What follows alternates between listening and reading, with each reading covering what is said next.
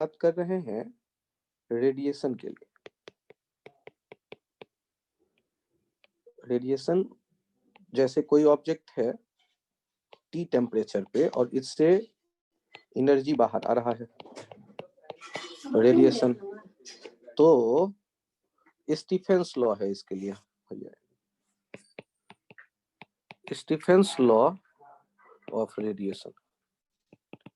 ये क्या कहता है कि जो एनर्जी इमिट होगा per unit time per unit area, तो energy emit per unit time तो रेडिएशन पावर हो गया, और energy emission per unit time per unit area हो गया रेडिएशन इंटेंसिटी।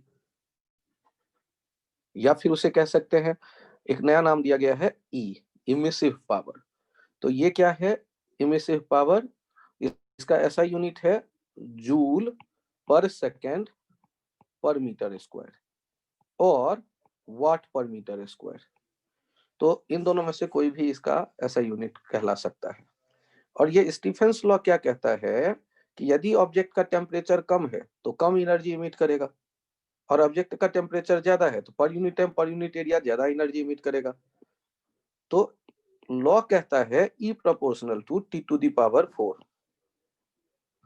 और जब कोई प्रपोर्शन का साइन है उसको हटाते हैं तो कोई कांस्टेंट आता है, तो सिग्मा सिंबल उसके लिए यूज कर रहे हैं। ये हो गया Stefan's law of heat radiation, where sigma is called Stefan's constant, Stefan's constant. और ये ध्यान रखिएगा it is universal constant, universal constant. मतलब रेडिएशन के बारे में जब हम सोचते हैं, और ये स्टीफेंस लॉ किसके लिए है? ये स्टीफेंस लॉ है ब्लैक बॉडी के लिए, ब्लैक बॉडी के लिए। और ब्लैक बॉडी के लिए एब्जॉर्प्टिव पावर 1 होता है, एब्जॉर्प्टिव पावर 1 होता है। एब्जॉर्प्टिव पावर 1 होने का मतलब होता है, एब्जॉर्प्टिव पावर 1 होने का मतलब होता है ये इस तरह का ऑब्जेक्ट है कि यदि इसको धूप में रखेंगे तो जितने भी तरह का रेडिएशन उस पे आएगा उसको वो एब्जॉर्ब कर लेगा। यदि इसके चारों तरफ से जो भी एनर्जी इस पे रेडिएशन डाला जाएगा उसको ये एब्जॉर्ब पकड़ के रख लेगा। तो आप कहोगे कि जब ब्लैक बॉडी है तो पकड़ के रख लेता है, तो ये बाहर कैसे आ रहा है? तो हमने कहा कि जो रेडिएशन उसके ऊपर डालेंगे उसे पकड़ के रख लेता है, लेकिन हमने ये कहाँ कहा कि ये रेडिएशन इमिट नहीं कर सकता। उसके लिए एक थ्योरी था ना, हमने देखा पिछले टर्न पे, एक बार फिर नाम सुनते हैं, Prevost theory of heat exchange. और ये क्या कहता है? All objects emits and absorb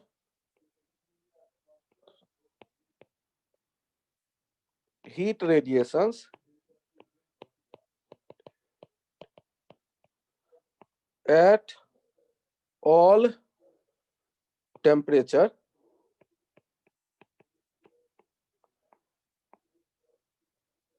simultaneously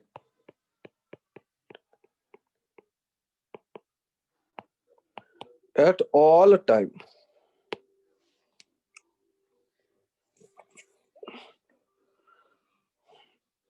All objects emit and absorb heat radiation at all temperatures simultaneously at all time.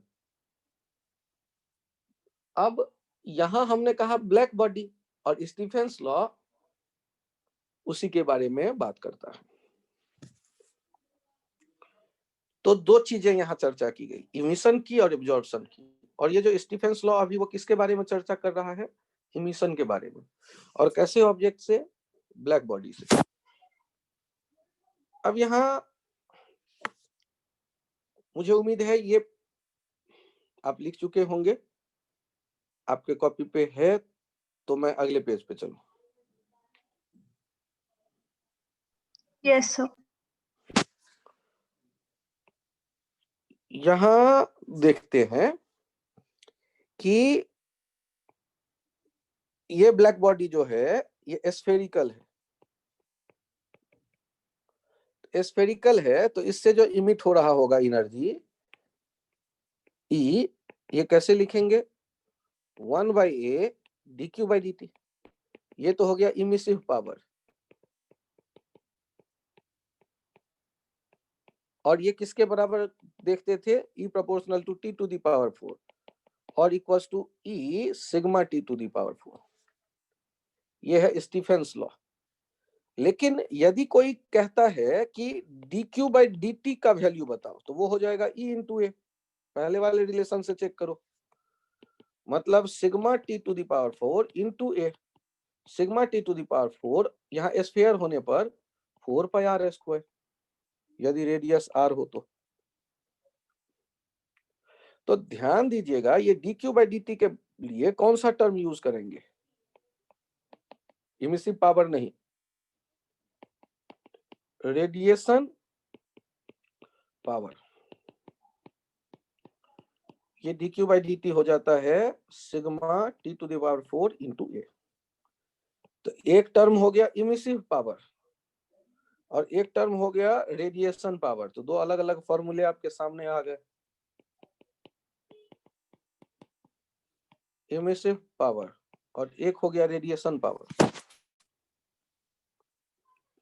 Sir मैं इसे भूल जाऊंगा यार, देखो तो सही, ई कैसे लिखते थे? 1/a पर unit time that is dq/dt पर unit area that is 1/a। और ये कैसे लिख रहे हैं? Sigma t to the power 4। तो dq/dt कितना हो जाएगा? ये sigma t to the power 4। इनमें क्या दिक्कत है? याद तो हम रख सकते हैं इन दोनों को। एक का, पहले वाले का क्या नाम है? पहले वाले का नाम है इमिसिव पावर, और लॉ कौन सा कहलाता है? ये स्टीफेंस लॉ। और दूसरे का नाम क्या है? Radiation power, emitted per unit time, energy emitted per unit time, radiation power. Emissive power में energy per unit time per unit area होता है, जबकि रेडिएशन पावर में एनर्जी पर यूनिट टाइम केवल है। ध्यान दीजिएगा, ये ऐसे डिफाइंड है टर्म। तो ये लॉ कौन सा कहला रहा है? स्टीफेंस।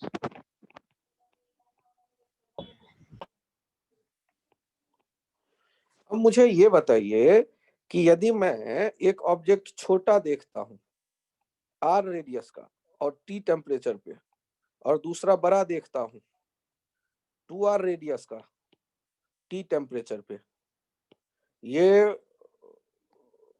ब्लैक बॉडी 1 और ये black body 2, black body 1 BB1 BB2। अब यहाँ इनके इमिसिव पावर के बारे में सोचना है। रेडिएशन एनर्जी तो बाहर आता होगा,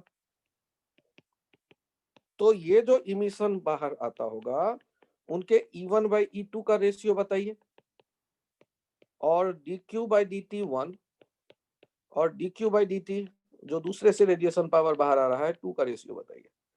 ये हो गया एग्जाम्पल। इस चित्र को देखिए और फिर सोचिए।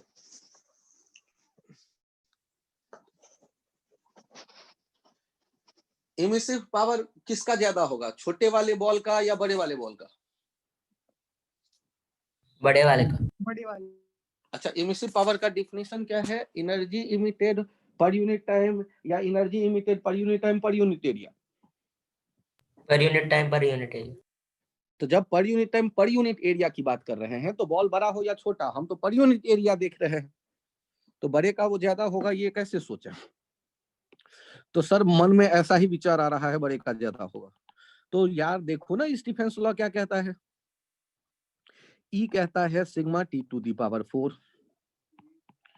E1 लिखेंगे E1/E2, ये हो जाएगा T1 to the power 4 T2 to the power 4, और ये तो एक ही जैसा है टेम्परेचर, तो दोनों का 1 ही होगा रेशियो। ये दोनों का जो रेशियो होगा वो होगा 1, क्योंकि E1 E2 तो एक जैसे है। टेम्परेचर पे केवल डिपेंड कर रहा है इमिसिव पावर। चेक तो करो, रेडियस से तो कोई लेना देना ही नहीं है। Yes sir. तो दोनों बॉल का इमिसिव पावर एक जैसा होगा। लेकिन यदि इनके बात करें रेडिएशन पावर का dq/dt, तो इसमें क्या आता है? A sigma t to the power 4। Radius पे मतलब डिपेंड करेगा। हाँ, ये कहीं ना कहीं रेडियस पे डिपेंड करने लगेगा। तो dq/dt 1 अपॉन dq/dt 2, इनका जो रेशियो हम देखेंगे, ये रेशियो कितना आ जाएगा? तो t तो सेम है, सिग्मा भी सेम है, तो a1/a2 r²/2r², तो r²/2r² यदि हो गया तो ये हो जाएगा 1/4। एरिया का रेशियो है, पहले वाले का एरिया 4πr², दूसरे वाले का एरिया 4π2r का स्क्वायर, तो ये 1:4 का रेशियो आ जाएगा। सर ये बात हजम नहीं हुई। अच्छा चलो, यहां पर है, फिर से देखते हैं। टी टेम्परेचर का एक ऑब्जेक्ट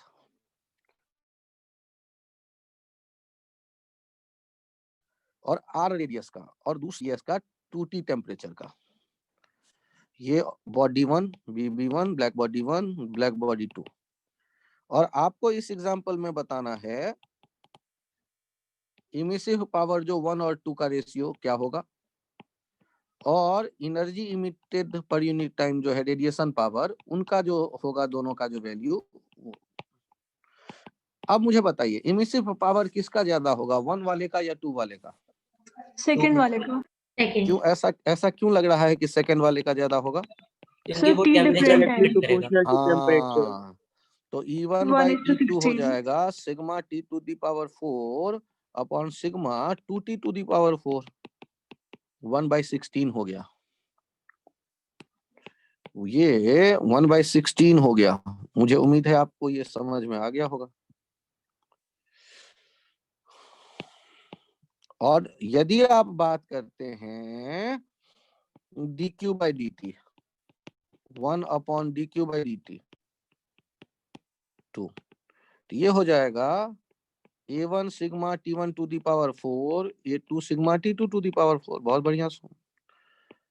4π3r का स्क्वायर, सॉरी 4πr का square into sigma into T⁴ upon 4π3r का स्क्वायर इंटू सिग्मा 2T⁴। तो ये जो रेशियो आ गया, ये कितना आ गया? 4π कैंसिल आउट हो गया, r² सिग्मा T⁴ कैंसिल, 2 दूनी 4 दूनी 8 दूनी 16 और 128। एक बार चेक कर लेना कितना। 2⁴ सर 9 into 16 होगा तो ना? 9 into 16 144 होगा। 144। अच्छा 144, थैंक यू। तो ये आ गया 144।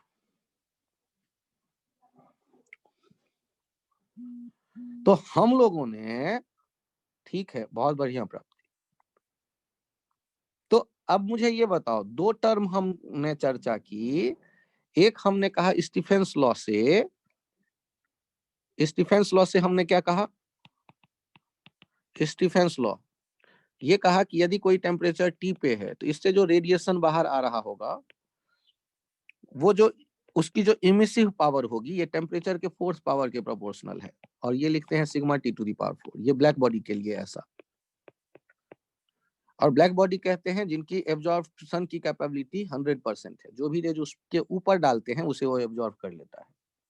और हर एक ऑब्जेक्ट हर एक टेम्परेचर पे इमिट भी करता है, एब्जॉर्ब भी करता है। तो इमिशन जो है वो टेम्परेचर के फोर्स पावर के इमिसिव पावर प्रोपोर्शनल है। और इमिसिव पावर ई है क्या? ई है energy emitted per unit time per unit area, dq/dt 1/a। तो यहां देखिएगा, एक तो टर्म हो जाता है ई, इमिसिव पावर, और ये हो गया है सिग्मा T⁴। और दूसरा आपको दिख रहा है dq/dt। तो dq/dt को हम क्या लिख सकते हैं? E into a। और इसे हम कह देते हैं a सिग्मा T⁴। और इसके लिए हम टर्म रेडिएशन पावर यूज करते हैं। Radiation power, energy emitted per unit time, इसका यूनिट होगा जूल। तो हम यहाँ ये देख रहे हैं, यदि स्फेरिकल ऑब्जेक्ट है तो इमिसिव पावर प्रोपोर्शनल है T के 4 के, और रेडिएशन पावर प्रोपोर्शनल है A इंटू T के 4 के। सर ऐसा क्यों? यहां देखिएगा E प्रोपोर्शनल है, E है sigma T to the power 4, और जबकि dq बाई dt है AE, A sigma T to the power 4। तो अलग अलग कंडीशंस में ये रेशियो के बारे में जब हम सोच रहे होते हैं तो ये dq बाई dt को हम ऐसे लिख लेते हैं, proportional 4 pi r square T to the power 4। तो यदि मुझे रेशियो लिखना होगा dq by dt 1 upon dq by dt 2, तो ये हो जाएगा r1 square t1 to the power 4 upon r2 square t2 to the power 4। लेकिन यदि इनके लिए हम कहते हैं कि ये दो ऑब्जेक्ट्स हों जिनके रेडियस r1 r2 हो, टेम्परेचर t1 t2 हो, r1 r2 temperature t1 t2, तो उनके रेशियो इमिसिव पावर का वो केवल टेम्परेचर पे डिपेंड करता है, t1 to the power 4 upon t2 to the power 4। जबकि रेडिएशन पावर रेडियस जो सरफेस एरिया है उस पे और टेम्परेचर दोनों पे डिपेंड करता है।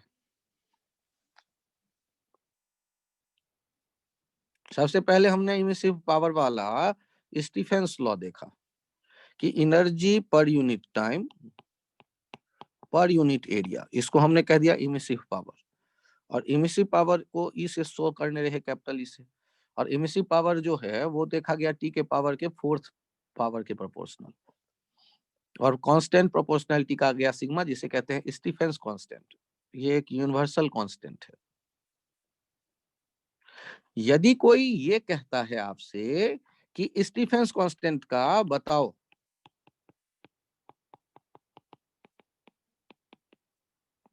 यूनिट, एसआई यूनिट क्या होगा, तो सिग्मा का क्या होगा 1 by A D Q by D T, और T to the power 4 1 by में 1 बाई ए, ये सिग्मा का जो यूनिट हम देख रहे हैं, D Q by D T हो गया वाट, ए हो गया मीटर स्क्वायर पर kelvin to the power 4। Sir kelvin to the power 4 कहां से दिखा? अरे टेम्परेचर टी के लिए यार। और सर ये एम स्क्वायर कहां से आया? D Q by D T. इसको ऐसे भी देखो तो D Q by D T 1 by A 1 by T to the power 4। तो हम लोगों को एसआई यूनिट लिखना आ रहा है, D Q by D T का हो जाता है पावर, और ये ए एरिया हो जाता है, तो D Q by D T हो गया watt 1 by metre square 1 by kelvin to the power 4। Sigma का ऐसा यूनिट दिख रहा है।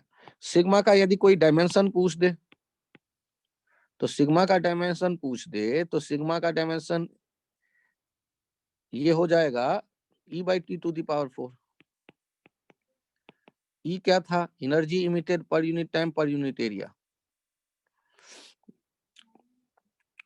वाट energy joule M L to T minus 2, energy emitted per unit time per unit area, per unit time per unit area into kelvin to the power 4। ये हो गया M, L cancel out हो गया, T minus 1 अपन के to the power minus 4। Check भी कर लीजिएगा एक बार, नहीं तो यहां देखिए emissive power 1 by A D Q by D T sigma T to the power 4 1 by A का हम जानते हैं m0 l square t0, D Q energy M L to T minus 2 D T T equals to sigma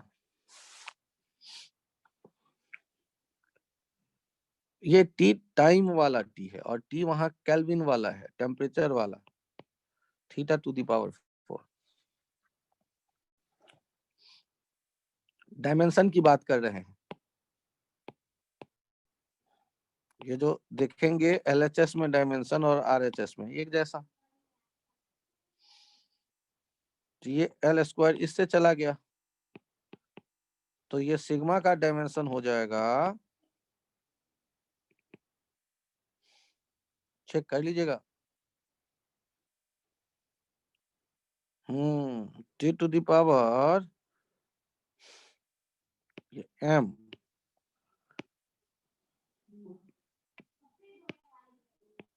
t to the power -3 upon t to the power 4। ये green वाली में भी correction कर लीजिएगा, ये 3 ऊपर, केल्विन टू द पावर -4 ऊपर आएगा। तो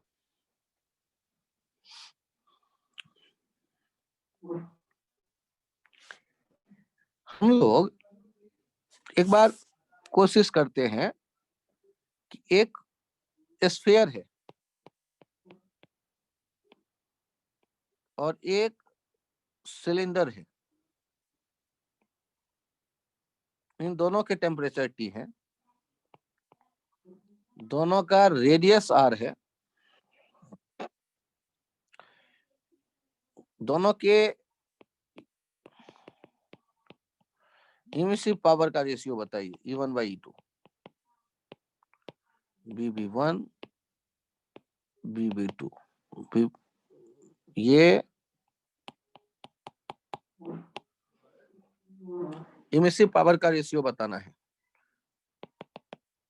और फिर बताना है रेडिएशन पावर का रेशियो।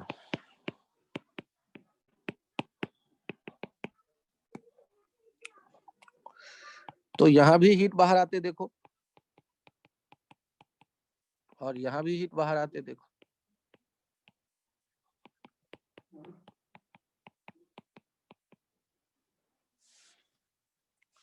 तो इमिसिव पावर तो हम जानते हैं कि ये प्रोपोर्शनल होता है T टू द पावर 4 के, तो E1/E2 हो जाएगा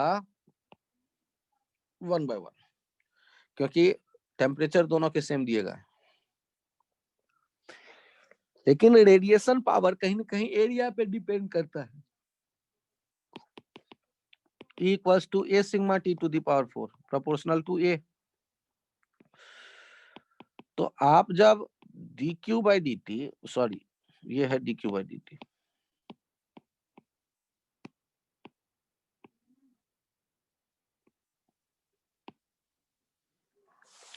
dQ/dt की यदि हम बात करते हैं तो A sigma T to the power 4, तब जब हम बात करें तो ये किसके प्रोपोर्शनल है, A के प्रोपोर्शनल है। तो यदि हम देखते हैं dQ/dt 1 upon dQ/dt 2 radiation power के रेशियो, तो ये हो जाएगा A1/A2, A1 हो गया 4R² और सिलेंडर का हो जाएगा ट्वाइस πr² प्लस 2πRH।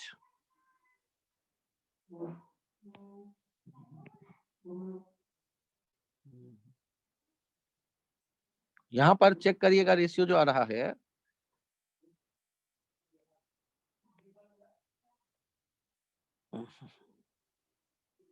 क्या क्या कट सकता है, 2π 2π 2 जा 4, एक R भी कट सकता है,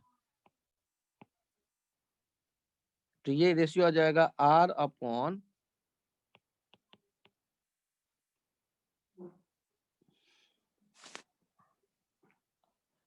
ये 2πRH होता है या 2πR² होता है, एक बार इसका एरिया देखना ना। 2πRH। So 2 pi r into h plus r.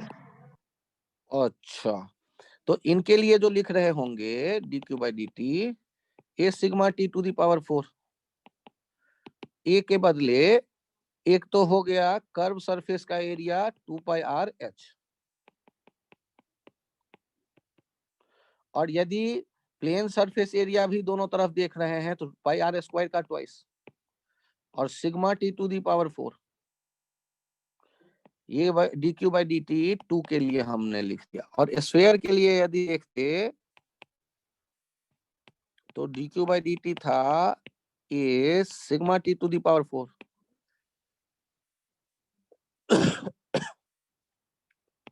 ये के लिए हो जाता D Q by D T 1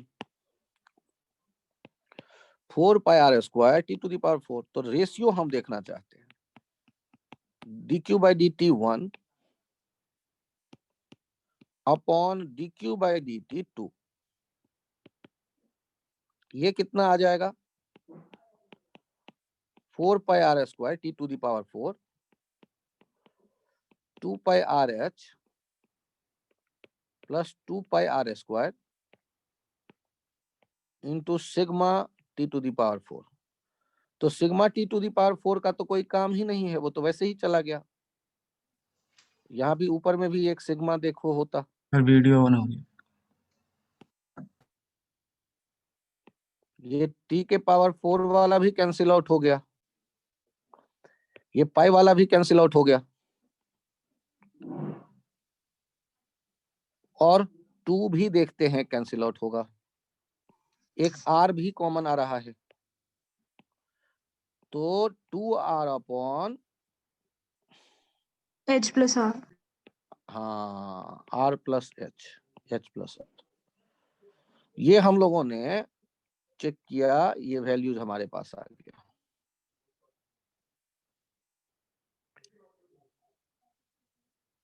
एक बार फिर से देखिएगा, पिछले टर्न पे हमारे सामने था emissive power proportional to T to the power 4। इसे हम कहते थे कि किसी ऑब्जेक्ट जिसका टेम्परेचर T है और उस टेम्परेचर T के कारण ऑब्जेक्ट से जो एनर्जी बाहर आएगा पर unit time per unit area, वो टेम्परेचर के फोर्स पावर के प्रोपोर्शनल होता है। यह है स्टीफेंस लॉ ब्लैक बॉडी के लिए। और यदि प्रोपोर्शन का साइन हटाते हैं तो वहां एक कांस्टेंट आता है, तो उसे कहते हैं स्टीफेंस कांस्टेंट।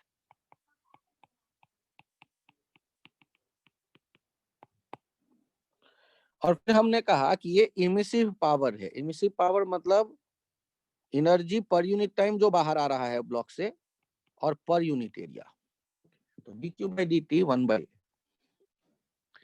फिर हमने आपसे कहा कि यदि केवल D Q by D T की बात करें, जो एनर्जी बाहर आ रहा है, तो वो हो जाएगा A into E, A into sigma T to the power 4।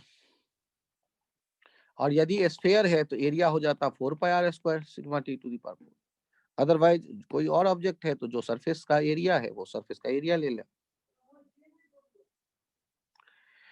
अब यदि एक छोटा ऑब्जेक्ट है, ये मैंने पहले अभी कुछ देर पहले कहा आपसे कि टेम्परेचर टी पे एक बड़ा ऑब्जेक्ट है टेम्परेचर टी पे और दोनों ब्लैक बॉडी है, ब्लैक बॉडी 1 ब्लैक बॉडी 2, तो इनसे जो एनर्जी इमिट होता होगा किसी रूम में, वो एनर्जी इमिशन का जो रेट होगा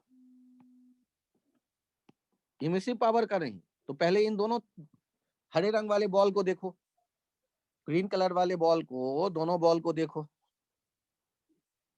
इनसे जो एनर्जी इमिट हो रहा है उस एनर्जी इमिशन के लिए इमिसिव पावर की जब बात करोगे तो इमिसिव पावर किसका ज्यादा किसका कम?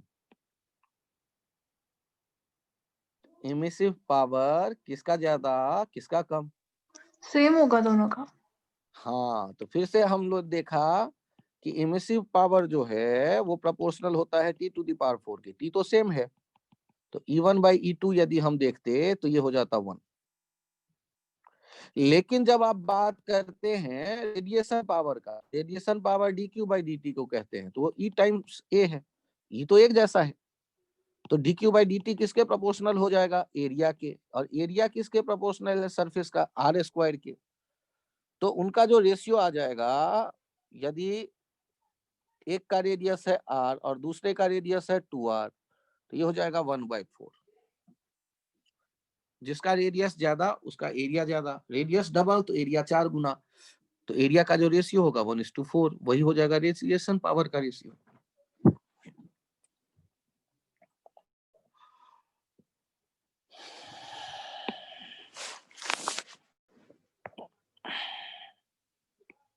यहां चेक करिए,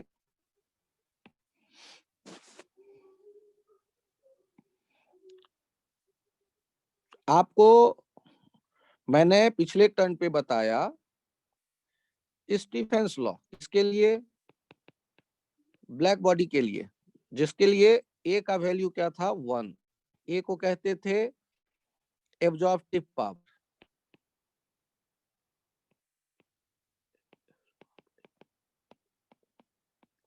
कोई रेडिएशन किसी भी वेवलेंथ का आता है यदि सरफेस पे, तो उसको वो एब्जॉर्ब कर लेता है।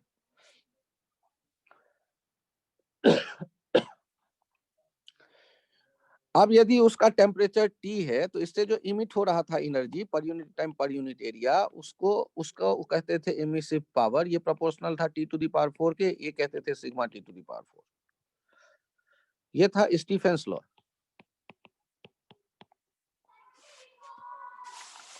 यहां पर E को कहते थे इमिसिव पावर।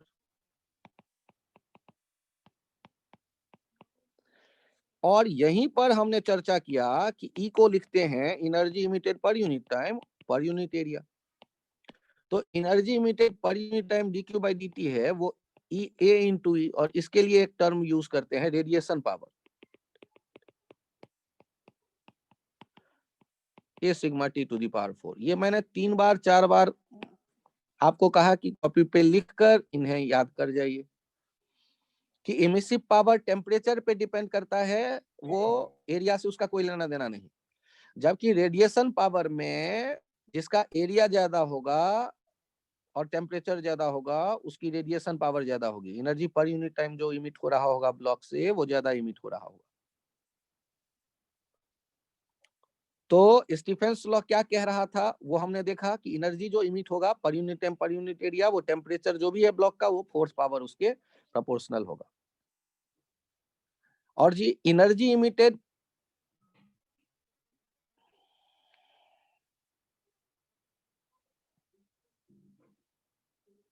स्क्रीन पहुंचा, स्क्रीन है सामने में ये सबके, एक बॉल जिसका टेम्परेचर T,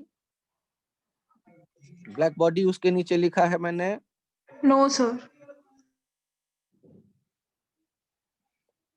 बाकी बच्चों के पहुंचा या नहीं? No sir.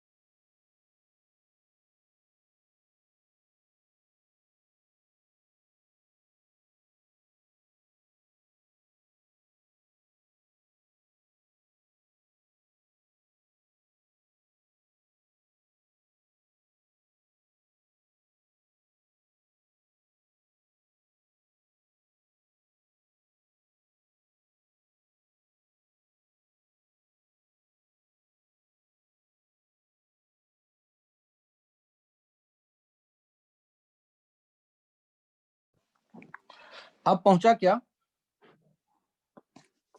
No sir. Sir अभी भी नहीं?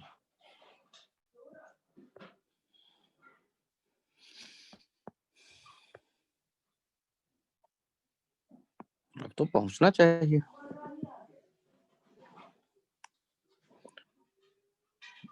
चलिए मैं फिर से कोशिश करता हूं।